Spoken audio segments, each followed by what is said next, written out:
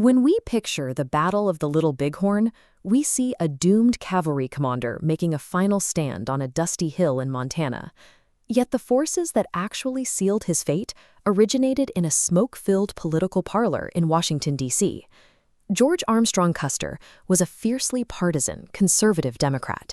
Long before he rode west, he spent his time courting powerful politicians and navigating the deep divides of post-Civil War America, relying heavily on political alliances to advance his military career. By 1866, he aligned himself directly with President Andrew Johnson. Custer joined Johnson's controversial speaking tours, actively campaigning against Reconstruction policies and opposing civil rights for freed slaves. He even bypassed his military superiors to ensure he wouldn't have to command an all-black cavalry regiment. A decade later, those overt partisan maneuvers had completely alienated the Republican establishment in power. By the spring of 1876, he was politically isolated and his reputation was sinking. This intersection of partisan ambition and military command created a collision course between the 7th Cavalry and the President of the United States. President Ulysses S. Grant was facing his own crisis. A severe post-war economic crash had devastated the country, and his administration needed a new source of wealth to stabilize the economy. Gold had been discovered in the Black Hills, land legally protected by treaty.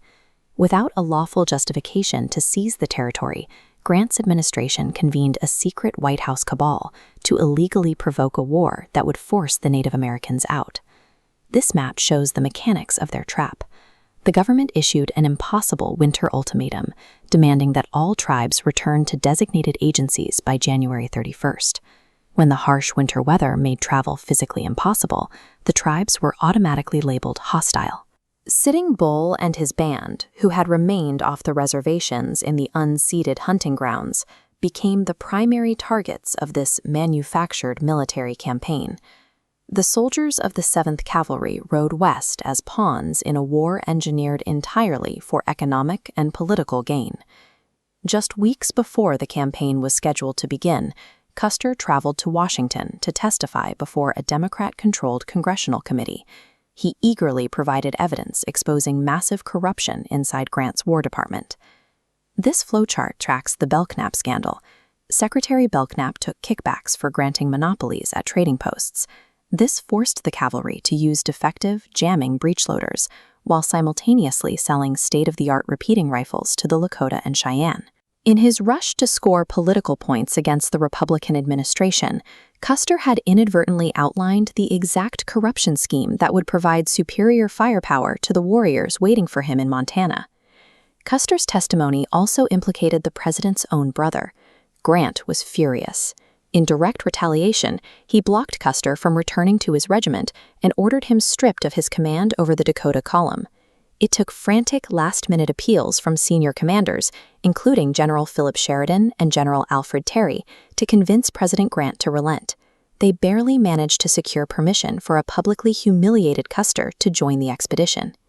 Heading west in political exile, Custer believed that only a spectacular solo military triumph could force Washington to restore his reputation.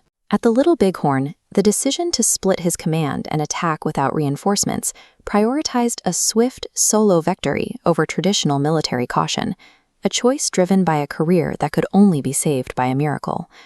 When news of the disastrous defeat reached the East Coast, the battle was immediately weaponized.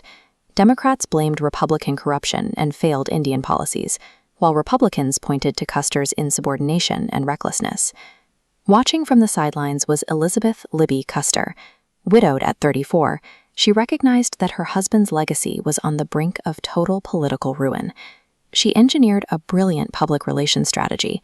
By leaning into the cultural reverence for a grieving Victorian widow, she wrapped herself in mourning clothes and created an untouchable social shield around her husband's memory. This timeline maps her 57-year campaign. She published 3 best-selling memoirs that actively scrubbed the insubordination, the racism, and the corruption from his record, making it culturally unacceptable for any surviving military officers to publish their criticisms while she was alive. The version of The Last Stand that survived into the 20th century was the result of this 57-year editorial project. While soldiers fought the battle with bullets, The political operatives who outlived them controlled how it would be remembered.